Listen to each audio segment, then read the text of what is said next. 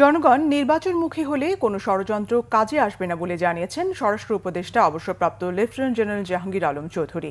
প্রধান উপদেষ্টার ঘোষিত সময় অনুযায়ী ফেব্রুয়ারিতে নির্বাচনের জন্য আইনশৃঙ্খলা বাহিনী সব ধরনের প্রস্তুতি নিয়েছে বলেও জানান তিনি। শনিবার সকালে বাংলাদেশ কৃষি উন্নয়ন কর্পোরেশন BADC হিমাগার পরিদর্শন শেষে এসব কথা বলেন স্বরাষ্ট্র উপদেষ্টা। এ সময় তিনি জানান, বৃষ্টির কারণে কৃষকের সবজি নষ্ট হয়ে যাচ্ছে, তাই দাম বেশি। পরে এক প্রশ্নের জবাবে তিনি বলেন, সামাজিক যোগাযোগ মাধ্যমে আওয়ামী লীগের নির্বাচন বানচালের চেষ্টা সফল হবে না।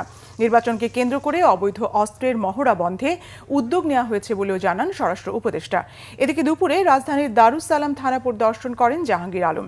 মিরপুর এলাকায় সন্ত্রাসী কর্মকাণ্ড বেশি হয় এমন কথা উল্লেখ করে তিনি বলেন, আইনশৃঙ্খলা পরিস্থিতি স্বাভাবিক হচ্ছে। জনগণ যেই সময় ভোটারমুখী হয়ে যাবে এবং পলিটিক্যাল পার্টিগুলোর জন্য ভোটারমুখী হয়ে যাবে, সেই সময় দেখবেন এই সব কিছু কেউ কোনো বাধা দিতে পারবে না।